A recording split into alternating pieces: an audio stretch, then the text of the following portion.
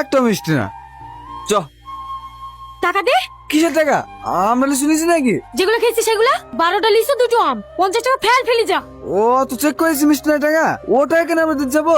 ভালো ভালো টাকা ফেল, নাহলে কিন্তু পেট কেটে লিচু বের করবো। হ্যালো। লেন। হ্যাঁ দত্ত। বাবা রে, কি ডেঞ্জারাস মেয়ে রে, এইসব মেয়ের সাথে প্রেম করা যায়? তুমি এই মেয়ের সাথে প্রেম করবা? দারুণ দেখতে, খুব ভালো মানাবে কিন্তু। স্কুলে টাইম হয়ে যাচ্ছে। বাবু 100 টাকা দে না। অত টাকা কি করবি? লে 10 টাকা হয়তোই হবে, যা। প্রতিদিন 10 টাকা করে দেবে, 10 টাকা কি হয় তাই? বাবু এ দেখ কার ব্যাগ ভরি দেখি। ওরে আল্লাহ, কতগুলো টাকা রে!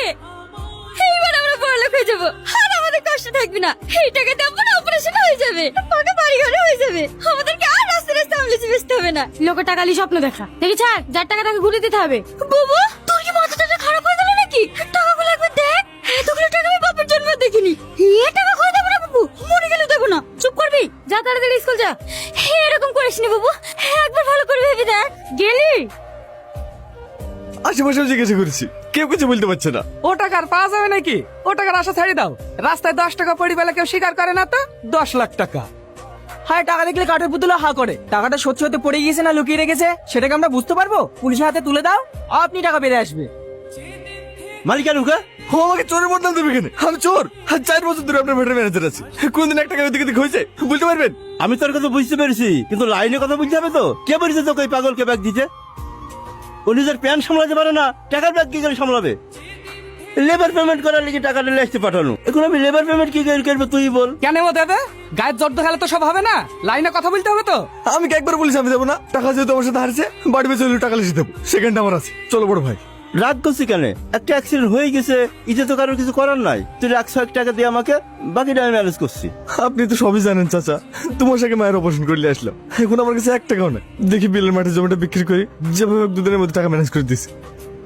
টিফিনের পর তাজমিনাকে দেখতে পানো না? বাড়ি চলে গেছে না? না না, চাচুকে এক ছুড়ে আসে না, লাল স্কুটিলি। হ্যাঁ, ওর সাথে প্রেম করছে যে, মাল দেখছে পিছনে বসে জড়ি ধরে ছুটলো। তুই কি করে দেখলি? আমি টিফিনের সময় বাইরে পেন কিনতে আসছিল যে। কি যাবা? না, আমারও তো স্বপ্নে আপনার সাথে ঘুরতে যাওয়ার। একদিন ঠিকই যাবা। এই নাও কি এটা? Love letter. সুমিও তো সস্তা না। ভাই তোমার চিঠি চিঠি ফাইল দিলো? আমি যে আর কি কি ছিড়বো এইবারও হাড়ে হাড়ে টের পাবে আমি কি জিনিস। কখন আসবে চাচি? সন্ধ্যা লেগে যাচ্ছে, বাড়ি ফিরতে হবে তো। আর একটু বসো, চলে আসবে। এ বাবু, টাকা পালে?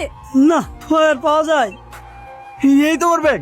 দেখিলেন টাকাগুলো ঠিকঠাক আছে কিনা? ঠিক আছে, ব্যাগটা আপনার ভ্যানের কাছে পড়েছিল? হ্যাঁ। তুমি টাকা ঘুরে দিতে এসছো? দেখো দিনে তোর খোঁজ করে দেখে আমি ভাবছি হয়তো ভাটা ইট মিট কিনার লেগে এসছে। কত লোকই তো আসে, ওই পারে শামসুল এসে বাড়ি দেখিতে গেল। বসো মা বসো, এই টাকার টেনশনে তোমাকে যে এক কাপ চা করে দেবো সেটাও মাথায় নাই। যাও মা যাও, চা করলে আসো। এমনিতে দেরি হয়ে গেছে, আমাকে আবার বাড়ি যেতে হবে। বসো তো। মা ব্যাগটা ঘরে রেখে দাও। ওগো, তুমি বাজারে যাও, একটু মিষ্টি টিষ্টি লেসো গা। আপনি আমাকে অনেক বড় বিপদের হাত থেকে বাঁচালেন, কি বলেছি আপনাকে ধন্যবাদ দেবো? এই যুগে মানুষ 100 টাকা নোট পড়ে বেলে দিতে চায় না, আর আপনি এতগুলো টাকা পেয়ে বাড়িতে পেয়ে দিতে এসেছেন। আপনাকে ধন্যবাদ দিয়ে ছোট করবো না।